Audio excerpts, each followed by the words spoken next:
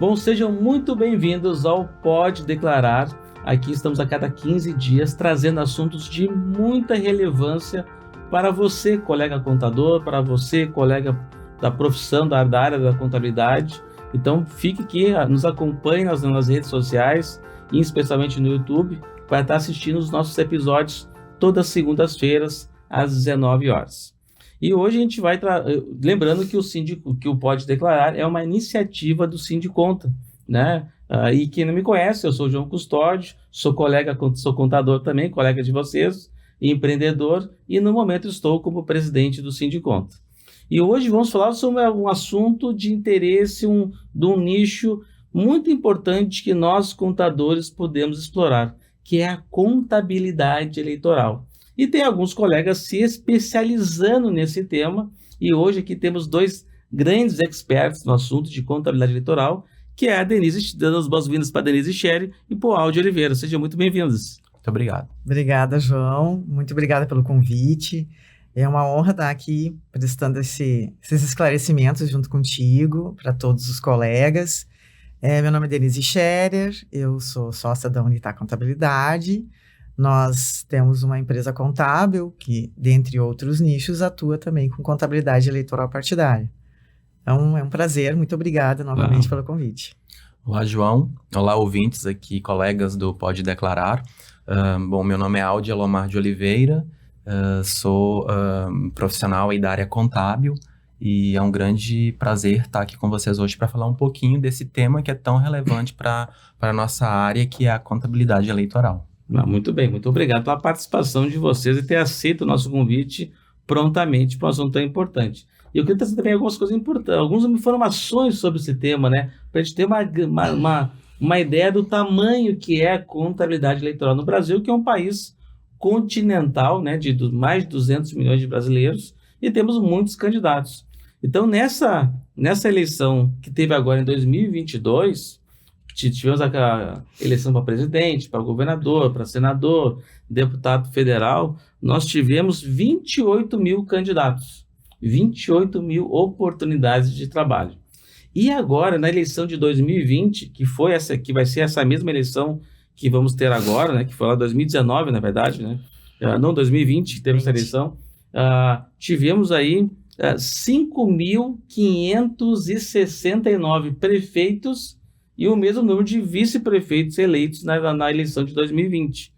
E tivemos 58 mil vereadores eleitos na eleição de 2020. É uma quantidade bem grande. Mas olha só, sabe quantos candidatos tiveram na eleição de 2020?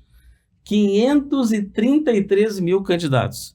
533 mil oportunidades de trabalho para nós, contadores, né, que tivemos. Esses são números realmente grandiosos, né, que temos aqui de oportunidades. Exatamente. E vocês, até já começando, como é que vocês entraram vocês contadores, como é que vocês deixaram assim, quando é que vocês decidiram começar com esse nicho, até porque eu sei que vocês também dão cursos para os nossos colegas contadores também, né? Como é que vocês viram essa oportunidade de começar na contabilidade eleitoral? Eu comecei a trabalhar com a contabilidade eleitoral desde 2008. Então, lá naquela época, eu era, né, colaborador do escritório de contabilidade. O contador responsável da época, ele já trabalhava com prestação de contas e eu me interessei pela temática e comecei auxiliando ele desde aquele período, né? E depois eu busquei também a formação na área, eu fui me especializando. Então, desde lá, eu atuo aí com prestações de contas, trabalhando com a contabilidade eleitoral. E a cada eleição, eu vejo que é uma oportunidade, assim, de crescimento, tanto intelectual, profissional e de se realizar também como pessoa, né?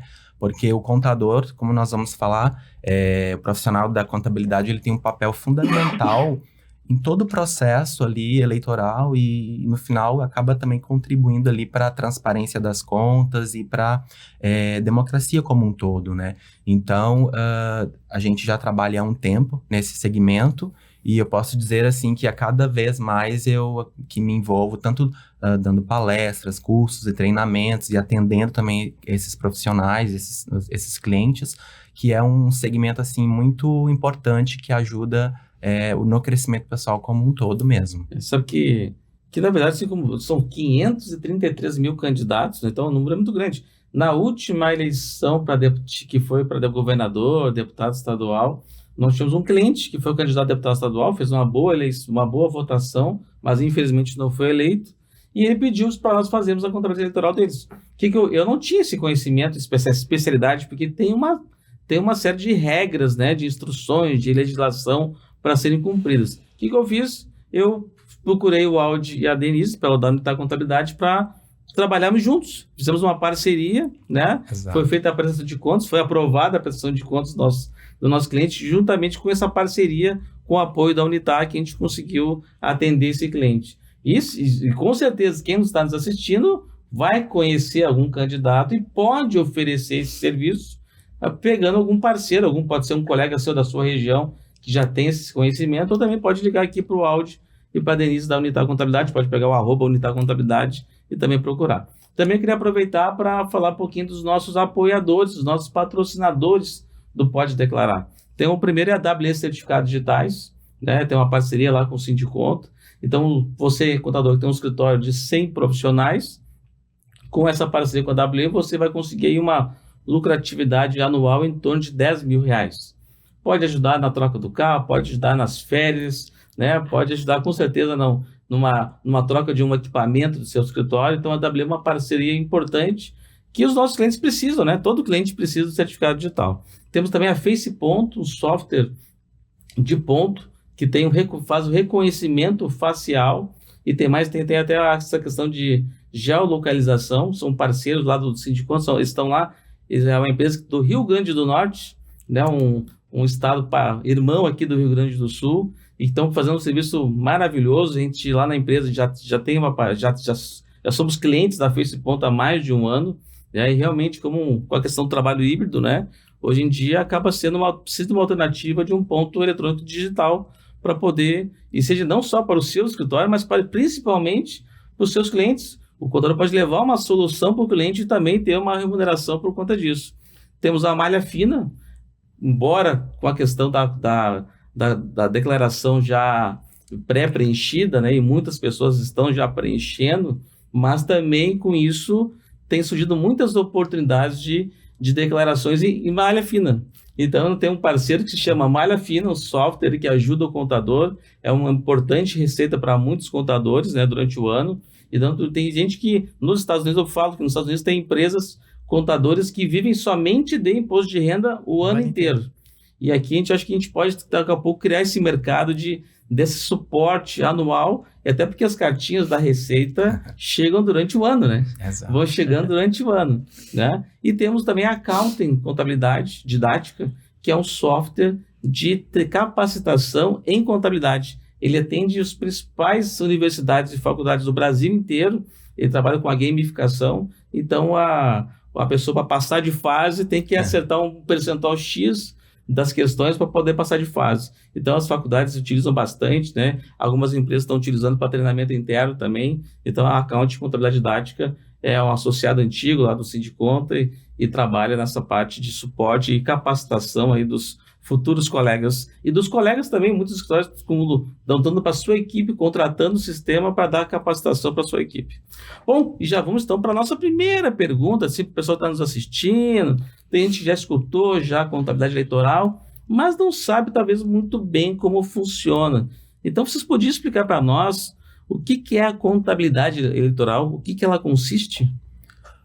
Antes da gente falar um pouquinho do que consiste a contabilidade eleitoral, eu queria fazer um breve histórico, porque eu acho isso importante. Então, a contabilidade eleitoral, ela trabalha muito com as legislações da Justiça Eleitoral. E nós temos a Lei das Eleições, que foi aprovada lá em 97. Em 97, na Lei das Eleições, é quando a gente tem, assim, a recomendação da presença de profissionais para atuarem no processo eleitoral. E antes de 97, como é que era? Tinha prestação de contas? Antes de 97, não tinha um regramento como se tem hoje. Então, tudo começa mesmo lá em 97, onde se tem até uma formalização de fato de como que vai ser o processo eleitoral em todas as suas especificidades, né? Então, 97 tu tem indicação ali dos profissionais, advogado, contador e outros profissionais para atuarem. 2002 é quando você tem, assim, a sinalização de que os candidatos precisariam ter um CNPJ. 2002, né? Então, a gente vai falar mais adiante. Os candidatos ou os partidos? Os candidatos. Os né? candidatos também, cada um tem um CNPJ. Exatamente. Se ele concorrer em uma eleição seguinte, o CNPJ dele continua o mesmo? Não, por quê? Encerrado o pleito e todo o processo de prestação de contas, né, que ocorre dentro do ano eleitoral, então 2024 agora, a gente vai ter até o final do ano o processo de prestação de contas. No ano seguinte, geralmente em fevereiro do ano seguinte, a Receita Federal ela já dá baixa naquele CNPJ. E o candidato nem precisa fazer nenhum procedimento, é automática a baixa, né? Mas a solicitação do CNPJ não é automático, o candidato tem que fazer isso. Na verdade, não é o candidato que faz a solicitação do CNPJ, né? Porque, assim, para existir a figura do candidato, precisa ter um registro de candidatura. Então, agora, nesse momento, as pessoas são pré-candidatos, né? Então, depois que tiver o registro de candidatura, o partido que encaminha esse registro, né, para a Justiça Eleitoral, a Justiça Eleitoral tem um convênio com a Receita Federal. Então, aí aquele CNPJ é liberado automaticamente a partir do registro de candidatura. Né? É que nem tu fazer aqui a solicitação para abrir uma empresa aqui na junta comercial, já faz junto ali, já sai o CNPJ junto. Perfeito, né? Assim como a junta tem convênio com a Receita, o TSE, né, Tribunal Superior Eleitoral, também tem convênio com a Receita Federal. Então, em 2012, teve a obrigatoriedade de CNPJs, né, 2002, né? E 2015, a gente tem a mini-reforma eleitoral. Lá na mini-reforma, no ano seguinte, que foi eleições de 2016, aí entra a obrigatoriedade de ter o profissional da contabilidade, né, o contador ou contabilista, presença nas prestações de contas, né? Então, tem todo um histórico aqui. Somente em 2015 que foi obrigatório? Exatamente. Antes disso, tinha-se uma recomendação da atuação dos profissionais, porque a gente conversa, né, com os colegas contadores, como o partido, ele já é uma entidade que já existe, né? Então, o partido tem que ter o acompanhamento de um contador, e isso já tinha, né, regularmente. E aí pegou aqueles contadores que atuavam nos partidos também atuavam nas prestações de contas, mas muito no sentido de auxiliar, não como figura obrigatória, né? E aí lá em 2016, de fato, o contador passou a ser uma figura obrigatória nas prestações de contas. Eu perguntar isso agora. Um outro que acontece, sempre tem gente querendo fazer os nossos serviços de contador, né? Sempre tem gente querendo fazer o nosso serviço. Aí a pergunta é, outro profissional pode fazer prestação de contas a não ser o contador? Não, na verdade, como o Aldo já falou, né? Então, a obrigatoriedade, porque, assim, para explicar, muitos colegas, eu gosto sempre de falar isso, João, muitos colegas têm uma certa restrição em trabalhar nesse mercado, porque envolve outras questões, política e tal, mas é um trabalho técnico como qualquer outro dentro da contabilidade. Então, a prestação de contas de um candidato se tornou um trabalho técnico, onde a figura do contador, ela é imprescindível ser o contador. Então, obrigatório. É obrigatório. Obrigatório por quê? Porque quando a prestação de contas do candidato, ela tem fases, né? É um sistema onde tu faz a prestação de contas e ela automaticamente ela se transforma num processo judicial. Então, por que a figura do advogado? O advogado, a partir do momento que tu transmite a primeira fase da prestação de contas no curso da campanha eleitoral, ela já se transformou num processo judicial. E ali tem o responsável, que é o prestador de contas, o candidato. O candidato é o prestador de contas.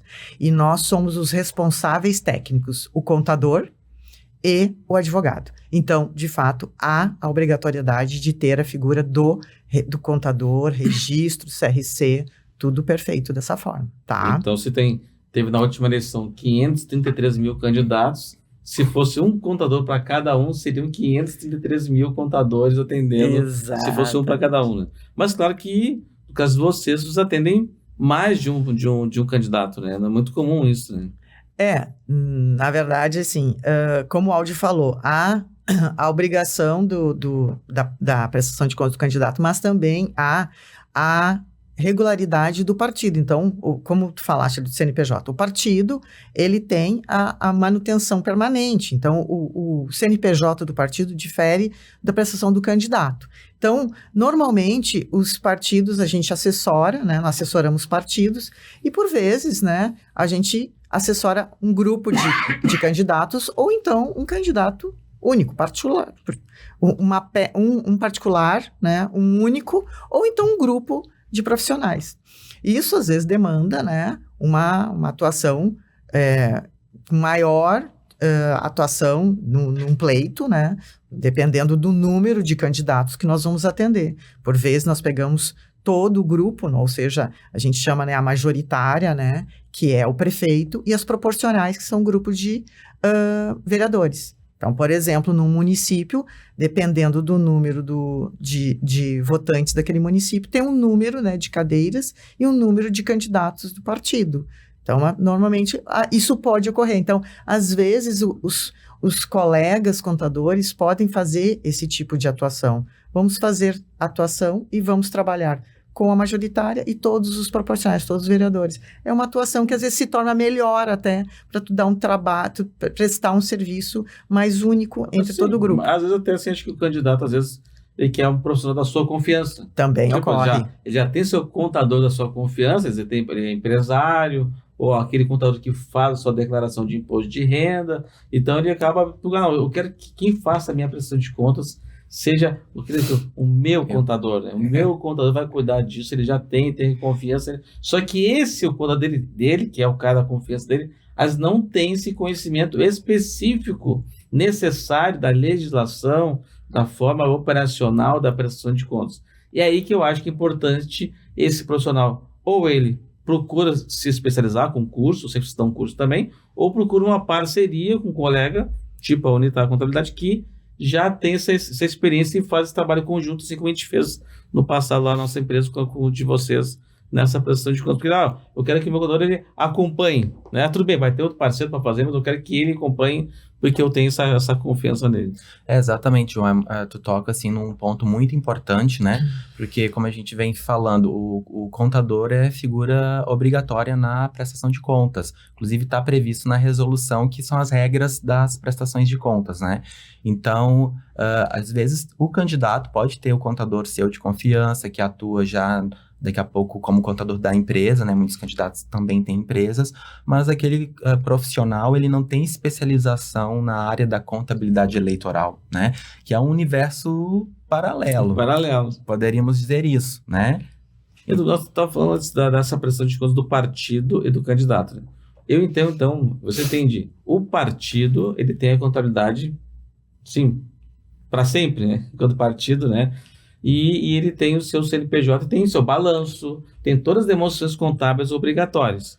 E o candidato, ele também tem balanço, DRE, como é que funciona essa questão do candidato? Então, o candidato, a prestação de contas, a contabilidade, né, que é feita para o candidato, ela é diferente da contabilidade que é feita para os partidos.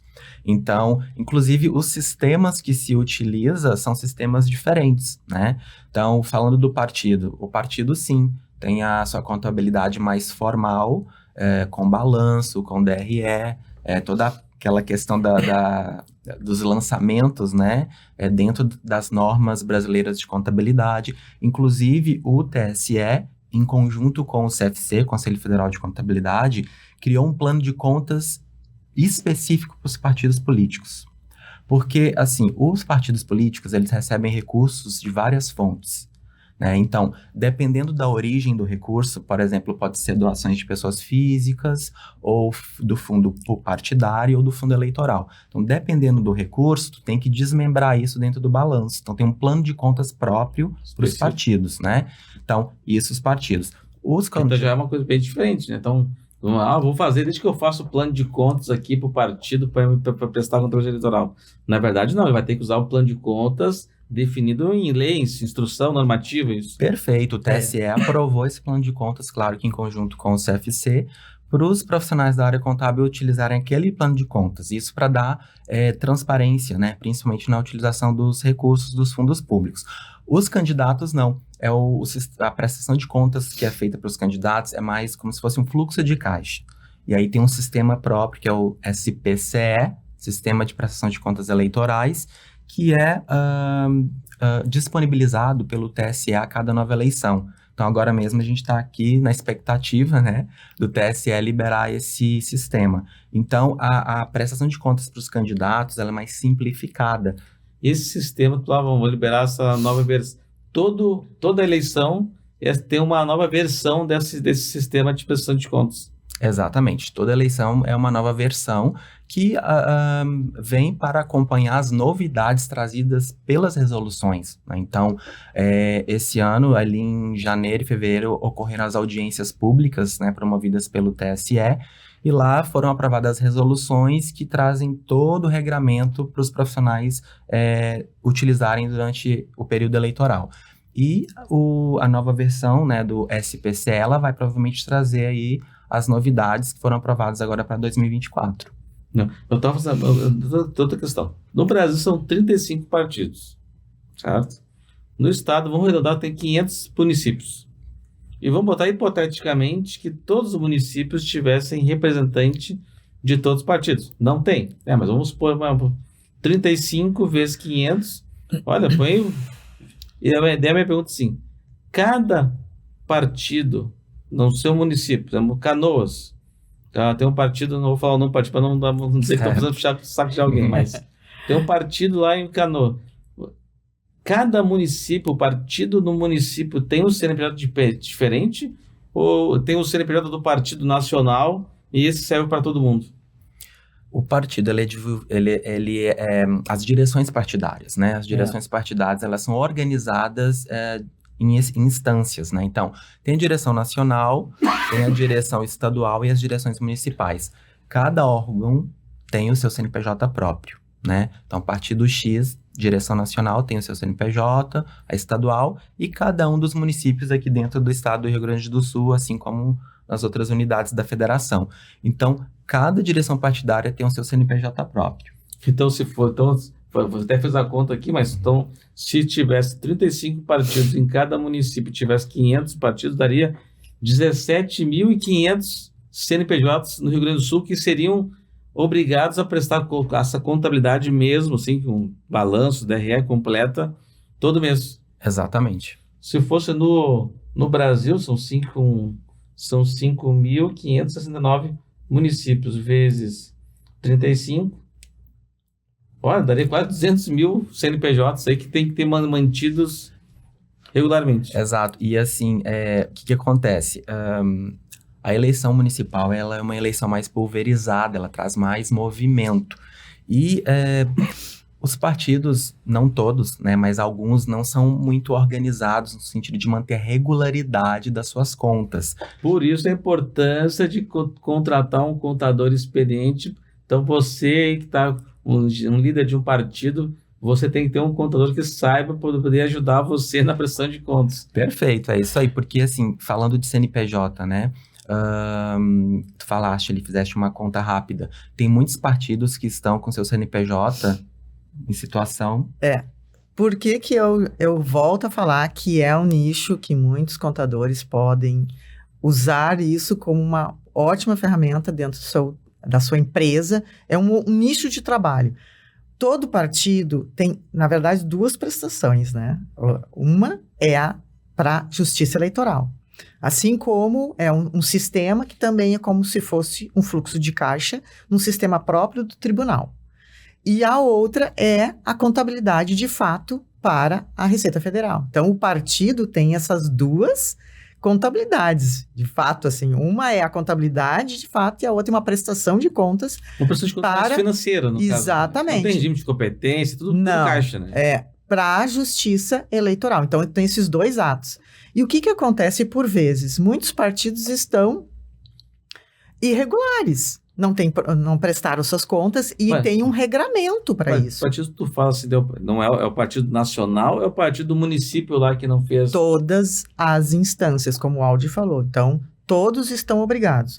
o partido na instância federal, o partido na instância estadual. Então, a direção estadual, por exemplo, não vamos citar partidos, como tu falaste, mas o partido, ele tem a instância federal, o partido direção federal, que é a nacional, que se chama, a direção estadual e as direções municipais. Então, um partido tem todos os municípios têm um CNPJ. Esse CNPJ do partido A federal, esse mesmo partido tem lá a sua representação municipal no município de Viamão, por exemplo. Certo.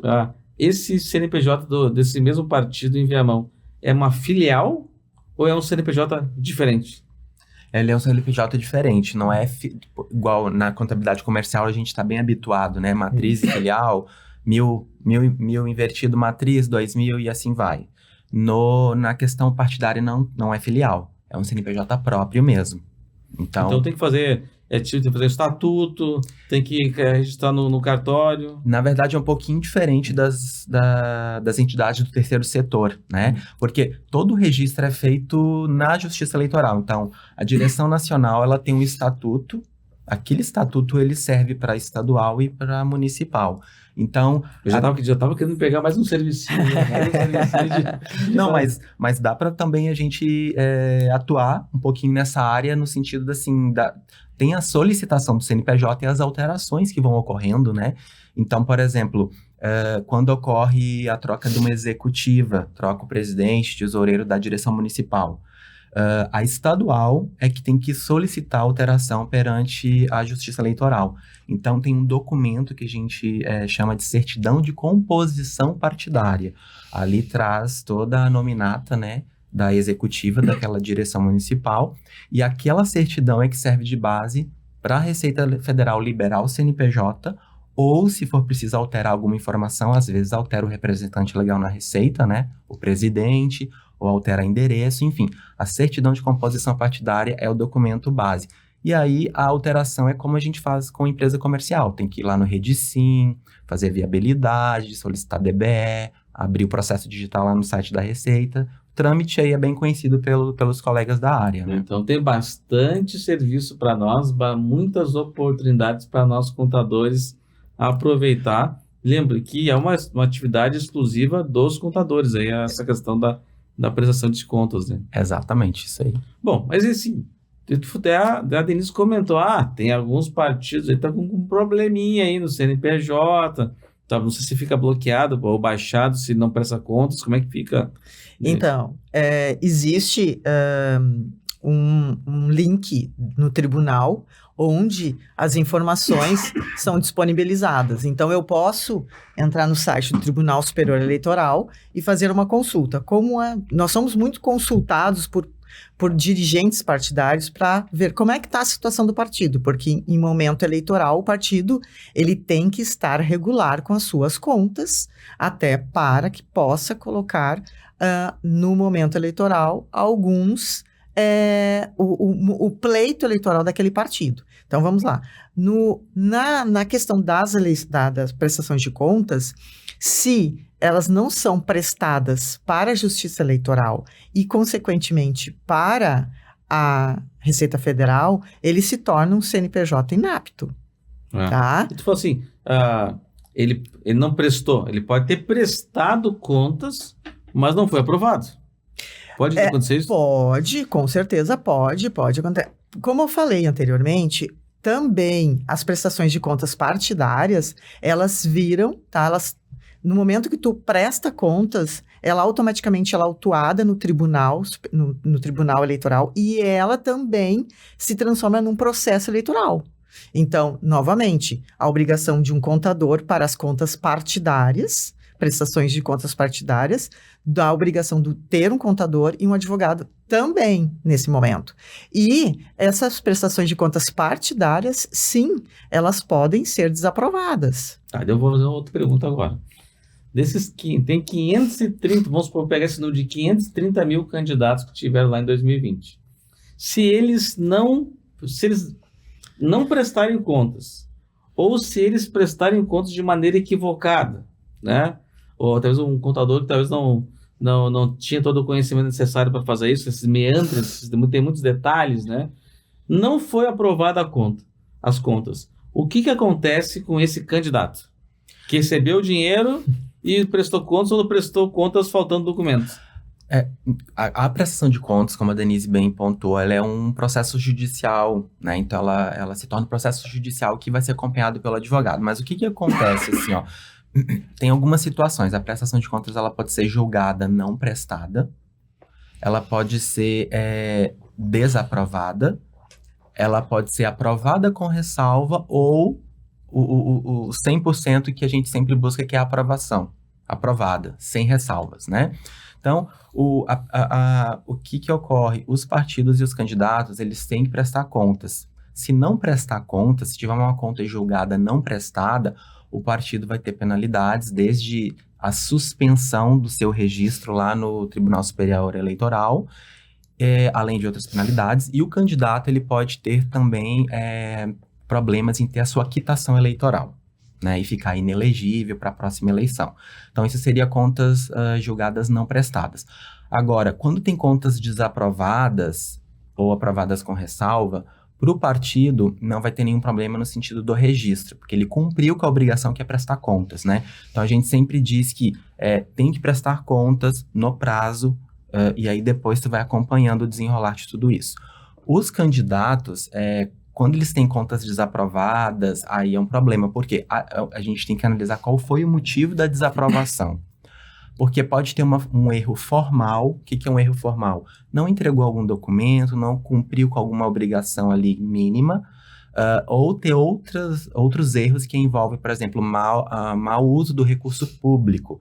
E aí, quando envolve mau uso do recurso público, ou às vezes não apresentou alguma nota fiscal para comprovar o gasto da forma correta, pode ter conta desaprovada, ainda ter que pagar uma multa, devolver valor lá para o Tesouro Nacional, enfim. Então, são essas algumas situações. Uma questão, nós no dia a dia, lá atendendo os clientes, eventualmente temos problemas do cliente mandar os documentos. E quando manda os documentos, ainda às vezes falta alguma coisa, né? Manda um recibo, né? Manda um pedaço de papel lá com um recibo anotado, né? E falta um documento fiscal. Então, a gente tem nosso dia a dia como contador, temos esses eventuais problemas com o cliente, tem que ligar, pedir informação, esclarecimento. E como é que é com os candidatos? Os candidatos mandam tudo bonitinho para vocês? Então, essa tua pergunta, eu vou falar um pouquinho sobre ela. A gente sempre, quando a gente vai orientar os candidatos, a gente diz o seguinte, o candidato ele é uma pessoa jurídica, tanto é que tem um CNPJ, né? Então, tem que ter a separação da pessoa física do candidato para a pessoa jurídica do candidato. E aí, os mesmos desafios, digamos assim, né? Os mesmos problemas que nós lidamos no dia a dia com a questão de receber a documentação correta dos clientes que têm empresa, dos clientes empresários, a gente também enfrenta, né, os mesmos desafios com os candidatos, porque é complicado, assim, a gente entende, às vezes tem várias questões que envolvem, né, a complexidade que a gente vai falar mais adiante, você prestar contas para a Justiça Eleitoral, mas é um desafio, porque muitas vezes a gente não recebe a documentação da forma correta, e aí o que ocorre? Se a gente não tem os dados da forma correta na sua totalidade, fica difícil, né, de você prestar contas da forma como prevê a resolução. Então a gente tem que ir lidando com isso aí caso a caso. E tem que fazer um contrato de prestação de serviços bem claro, olha, se a conta não for aprovada por você não enviar a documentação, eu não sou responsável por isso, né? Você tem um contrato de prestação dos clientes, se não mandou certinho, não tem como me responsabilizar. Eu volto a ressaltar, assim, quão importante é o profissional da contabilidade estar preparado para atuar nesse nicho, porque as responsabilidades são grandes.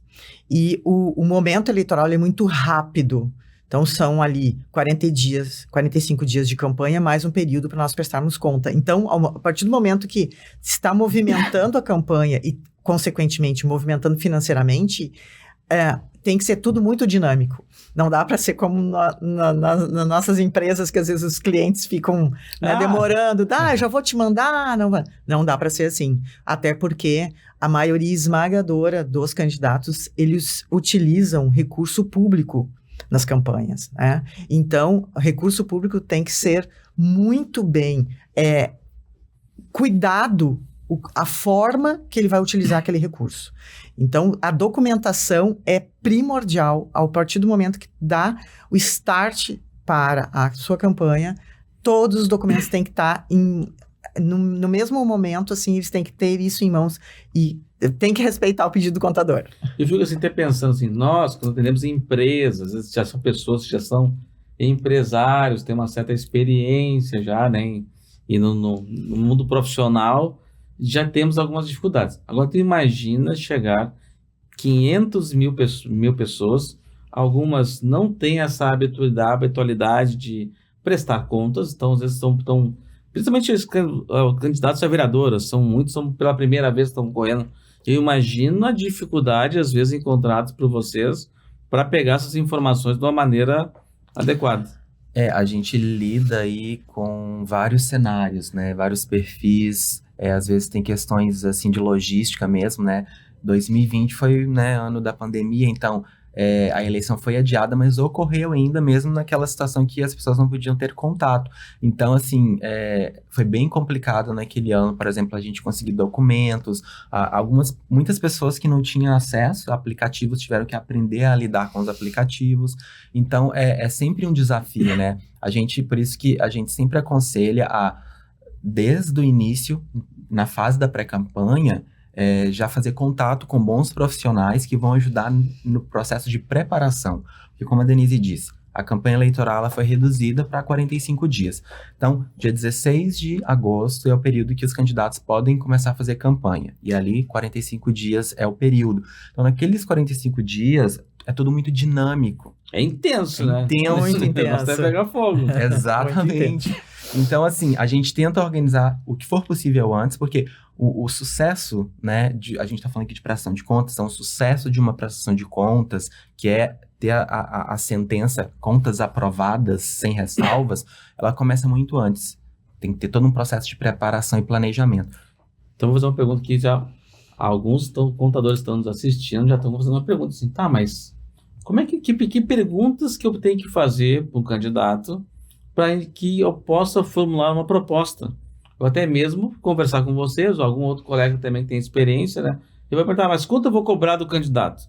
Ele tem alguns parâmetros que geralmente perguntas vocês fazem para poder formular uma proposta.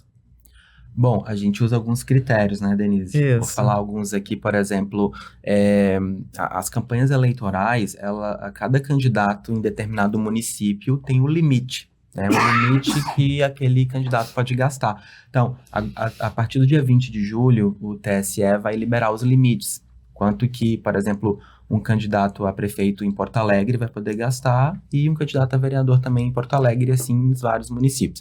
A gente analisa alguns fatores, que são o limite que aqueles candidatos vão poder gastar na sua campanha, porque dependendo do limite, a movimentação financeira, o fluxo de documentos... Vai estar relacionado. Exatamente, né? Então, limite de gastos a questão da estrutura que aquele candidato vai ter na sua campanha, né? Quantas pessoas vão estar envolvidas, né? O que mais que a gente pode analisar para precificação? Essa precificação é muito importante analisar esses critérios que o Aldi falou. Então, normalmente a gente conversa com, às vezes o candidato tem equipe, outras vezes não, e perguntamos esses detalhes. Algumas coisas envolvem mais trabalho, digamos, né? Então, digamos que o candidato vai ter mais pessoal de equipe de rua, isso demanda mais contratos. Existem muitas formalizações, né, que têm que ser seguidas. A contabilidade eleitoral, ela tem um regramento que tem que ser obedecido. Tem que ter contratos com as pessoas. Exato. A pessoa fica ali segurando a bandeirinha na rua ali. Exato. Como é que é?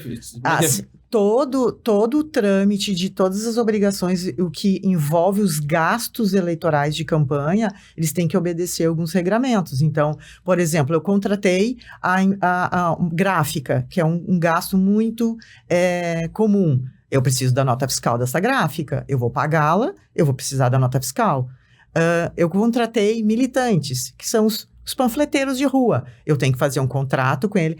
existe um contrato bem minucioso, que eu vou ter que colocar, ele vai trabalhar de horário a horário, quanto o preço, o que eu vou pagar para ele, que período, se é diário, vai ser mensal, se vai ser semanal, se vai ser um mês. Tem que ter o contrato e ter o recibo depois. Contrato e recibo. Ele só não tem vínculo empregatício, mas o regramento é muito parecido. Tem que ter contrato, tem que ter recibo, tem que ter uma planilha onde esse pessoal vai trabalhar. Então, assim, novamente, para trabalhar com contabilidade eleitoral, o contador tem que estar preparado, tem que saber que o regramento são regramentos próprios da legislação eleitoral. Todo ano eleitoral são resoluções novas que saem para se estudar. Então, tem que estar sempre em evolução. O contador tem que estar sempre estudando. Todo ano são regras novas. Tem outra pergunta agora, que quente. O que acontece? A gente falou um pouquinho dessa questão de informações para poder formular uma proposta de honorários. É o seguinte, em que momento o candidato tem que pagar o contador? Porque é o seguinte, se depois da eleição não se elegeu, geralmente às vezes ficam dívidas. Como é que a gente faz essa cobrança do candidato dos nossos honorários? Em que momento é feito isso? Vamos lá, João. Essa pergunta aí podemos responder assim da seguinte forma, né? Diferente de outras despesas, né, que envolve uma campanha eleitoral, material gráfico, como a Denise disse, contratação de pessoal, impulsionamento nas redes sociais, as despesas do contador e advogado, elas podem ser pagas de algumas formas. A legislação eleitoral permite isso, né? Então, o próprio candidato pode pagar as despesas do contador dentro da prestação de contas, o partido pode pagar para os candidatos, qualquer pessoa física, um apoiador, pode pagar também as despesas do contador, claro que desde que tudo muito documentado. Tem que ter um contrato formalizado, nós, por exemplo, trabalhamos pela Unitar, emitimos a nota fiscal para depois comprovar toda a regularidade desses pagamentos, né? Então, por exemplo, se o candidato vai fazer um contrato do CNPJ dele de candidato com o profissional contábil, a partir do momento que o candidato começa a receber recursos, o candidato já tem disponibilidade na conta de campanha para fazer o pagamento. Então, nos contratos, a gente geralmente coloca um pagamento parcelado, né, para facilitar também, porque muitos candidatos trabalham com fundo eleitoral, esse fundo não chega logo no início da campanha, né? Então, a gente coloca ali 50% no início, na assinatura do contrato, e o restante antes da entrega da prestação de contas parcial. Então, isso é bem importante, você tem que pagar dentro da... Tem que ser dentro do momento da campanha, porque depois o contrato, nós emitimos sempre o contrato de prestação de serviços e depois a nota fiscal do pagamento. Esse contrato, ele contratou essa despesa. Se ele não pagar toda essa despesa, ele pode ficar com uma dívida ao final da campanha, né? E isso não é o objetivo, né? Então, normalmente a gente faz sempre esses pagamentos assim, até para agilizar o procedimento, né? Então, até para não ter um fluxo aí de caixa muito restrito depois e ficar também os nossos honorários para trás, né? Então, pensa que depois que terminou a campanha, o cara não se elegeu, porque sim, ele tem essa prestação de contas, mas eu tenho uma sensação, que as pessoas vão me dizer, que às vezes eles gastam um pouco a mais do que está ali. Hoje ele nem pode fazer isso. Não pode porque tem um limite, né? Inclusive, se ele gasta acima do limite, ele tem penalidade. Ele é punido. Ele pode ter as contas desaprovadas, dependendo, né, do montante que ultrapassar do limite permitido, e tem que devolver valor e ainda pagar multa, né? E a multa é de 100% do valor que excedeu. Então, isso é uma coisa que a gente cuida muito. Vai também do planejamento, né? Porque, enfim... esse limite de gastos, ele não é só limite considerando o recurso financeiro, envolve também o estimável, né? Recurso estimável. O que é uma receita estimável? O que é receita estimável? Por exemplo, uma cessão de uso de um veículo, né? A campanha do candidato precisa de veículos para transitar durante a campanha. Qualquer pessoa física que seja proprietário do seu veículo pode ceder aquele veículo pelo período da campanha. Aquela cessão é uma doação estimável, então ela entra como receita e sai como despesa. Essa doação, se estimou, por exemplo, R$ 1.500, como se fosse uma locação. Aquela a cessão de uso do veículo como se fosse uma locação, aqueles 1.500 vai entrar no limite de gastos. Vai entrar. Vai entrar. Não movimentou dinheiro. Não movimentou recurso financeiro, não Claro, movimentou dinheiro. Tudo bem, eu vou, candidato, eu vou emprestar meu carro, pode pegar meu carro para fazer campanha, e no final tu me devolve o carro. Mas eu fiz uma doação de um bem. E cedeu, né, uma cessão. Uma locação por um período de forma gratuita. Exatamente, você cedeu o veículo para o candidato usar durante aquele período, né? Mas eu posso, se eu tô, eu posso, vamos supor que uma locação normal seja de R$1.500. E eu vou dar põe em locação R$100. Tem alguma regra em relação a isso? Tem, tudo tem que ser feito a preço de mercado, né? Então, por exemplo, se você fosse locar determinado veículo, tem aí as locadoras que praticam um preço no mercado. Então, quando é cessão, a gente geralmente faz um parâmetro com base no que as locadoras cobrariam para alocar aquele veículo na diária. Claro que a gente também analisa o contexto, o município, mas a gente tem que fazer uma precificação de acordo com o que é praticado no mercado, porque tem que ser feito um documento que é o termo de cessão de uso. Ali tu tem que colocar o preço e a justificativa do preço, que isso depois vai ser analisado pela Justiça Eleitoral na prestação de contas, tá? É muito importante usar parâmetros a preço de mercado para fazer a precificação dessa cessão de uso. Bom, dicas importantíssimas aqui da Denise do áudio, aqui passando para os nossos colegas, que realmente eu estou aprendendo muito aqui com eles de contabilidade eleitoral. Mas como vocês comentaram um pouquinho dos candidatos, né, que não tiveram contas aprovadas. E das penalidades, multas, né? Mas aquele candidato que foi eleito, aquele vereador, aquele prefeito, né, que foi eleito e não teve as contas aprovadas, ele pode perder o mandato? Então, um assunto um tanto espinhoso, mas sim, ele pode não ser diplomado, né? Então, por exemplo, ele teve ali as contas desaprovadas. Dependendo do teor dessas contas, óbvio que isso tudo tem uma sequência jurídica aí, né, João? Mas, no decorrer, ele pode tanto ser diplomado e depois ser cassado, dependendo do teor desse processo judicial das contas de campanha, quanto não ser diplomado. Isso depende muito do teor do processo de prestação de contas e o que demandou essa desaprovação de contas. Não sei se já tem esses prazos, mas tipo, dia 16 de agosto começa a campanha eleitoral.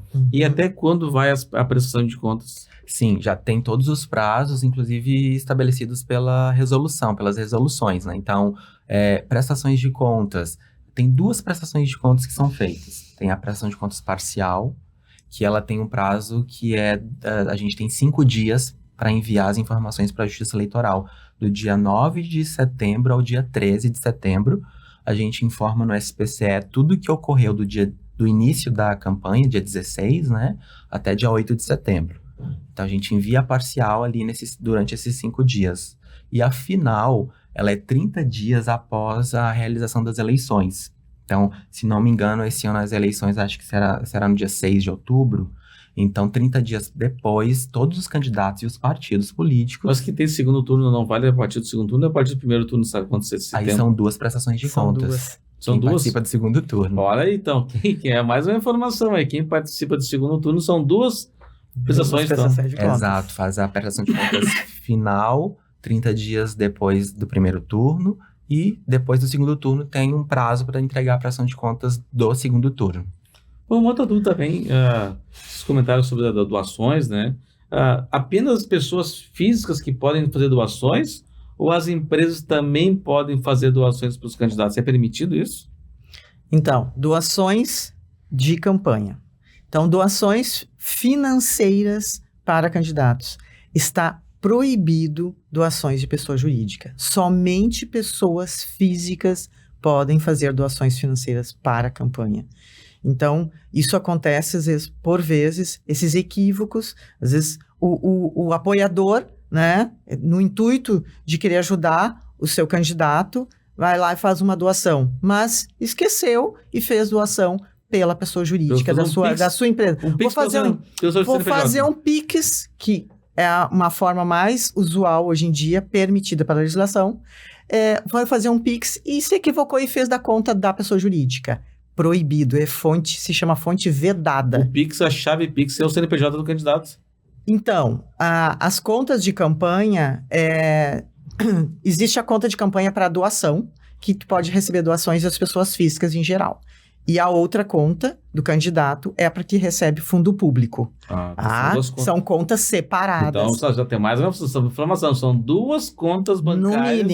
No mínimo. O candidato pode ter até 3 contas. A conta doações de pessoas físicas, a conta de recurso de fundo público do Fundo Especial de Financiamento de Campanha, que é o recurso que vem no momento de eleição, momento eleitoral, e a conta fundo partidário, que é uma conta que muitos partidos têm recursos e disponibilizam isso para os seus candidatos. Isso que dá geralmente briga, né? Porque os candidatos, essa distribuição do fundo partidário não é assim, igual para todo mundo. Geralmente os partidos eles acabam doando mais, disponibilizando mais recursos para os candidatos com mais chances de ganhar. Normalmente a que dá um pouco de briga é a chamada FEFEC, é o Fundo Especial de Financiamento de Campanha. Esse fundo, ele só é disponibilizado no ano eleitoral.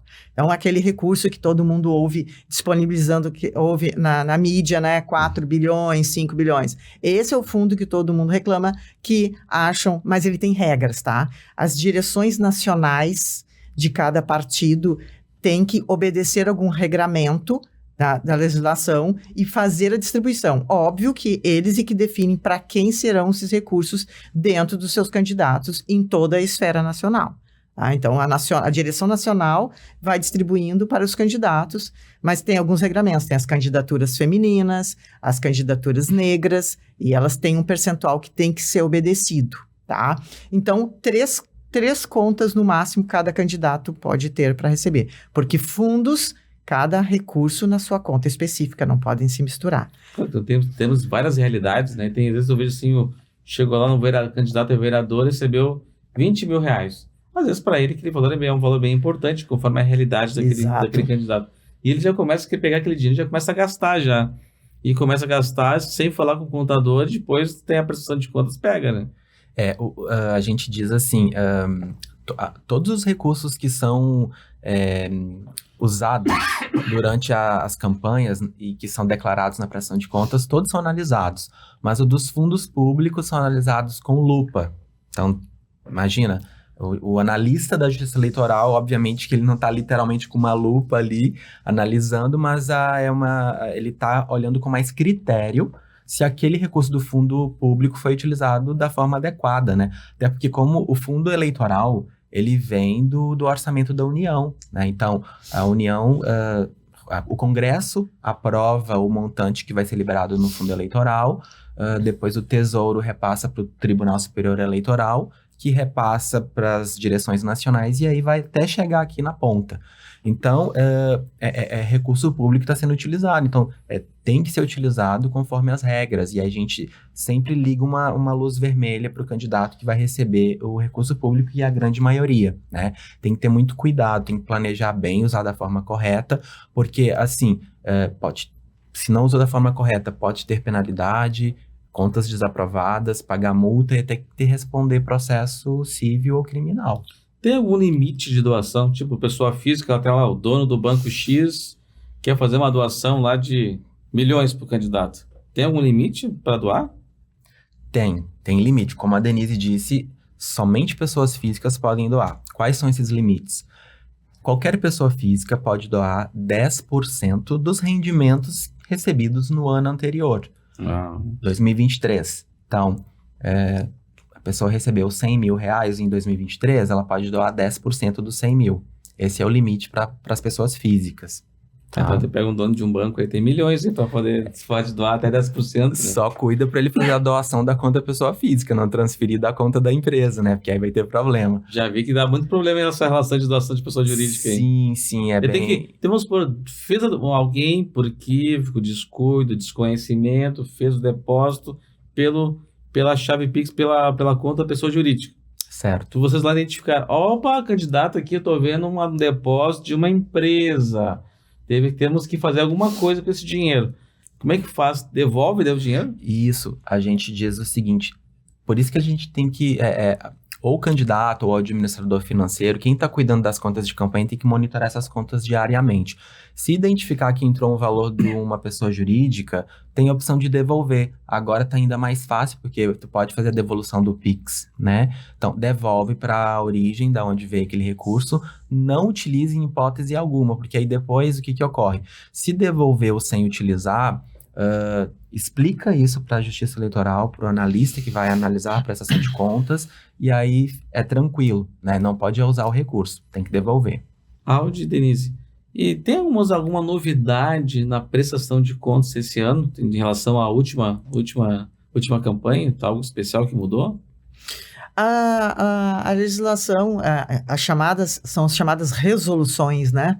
As resoluções não teve grandes mudanças para esse pleito, né? Uma que veio para melhorar muito foi a questão do Pix. Na última eleição, ela só poderia ser feita um pagamento, por exemplo, se eu fosse fazer um pagamento da conta de campanha por um prestador de serviço, teria que ser a chave Pix CPF, né? Ou CNPJ. Hoje pode qualquer chave. Pode ser e-mail, pode ser telefone. Pode. A mesma coisa quem faz um doador, pessoa física. Qual é a tua chave? Antes o doador tinha que ser a chave Pix CPF. Hoje, se eu sou uma doadora, eu posso fazer da minha chave celular, minha chave e-mail. Isso foi uma mudança. Quais são outras mudanças que tiveram, Audi? Uma outra mudança muito interessante, eu digo, porque a gente não sabe como que vai ser a operação o operacional dessa novidade, que é permitir a abertura das contas bancárias por meios digitais. A abertura de conta bancária eleitoral é sempre um desafio, né? Porque, por exemplo, se você pega, né, cada candidato pode ter até 3 contas, né? Então, multiplicando isso no número de candidaturas que vai ter, é muito trabalho para as pessoas que estão ali atendendo nos bancos. Então, até então, tinha que abrir a conta... Pode dar 1.600.000 contas. Exato. Então, pensa, né, o trabalho que isso dá. Então, a resolução esse ano trouxe essa novidade de poder fazer a abertura das contas bancárias, solicitar a abertura no formato digital. Então, o que seria isso? Acessar o site do banco, lá o banco disponibiliza um link e abrir de uma forma bem prática, como nós já fazemos hoje em dia com as contas digitais, né? Porque, assim, tem uma série de documentos que tem que apresentar para solicitar a abertura das contas eleitorais. Então, esses documentos, ao invés de ter que ir presencial, pode ser enviado de forma digital, a assinatura vai ser feita também de forma eletrônica, isso facilita a abertura das contas bancárias. Então, também essa é mais uma novidade para essa eleição. Bom, pessoal, então, só quero lembrar também, lembrando que o Pode Declarar tem o apoio da WE Certificados Digitais.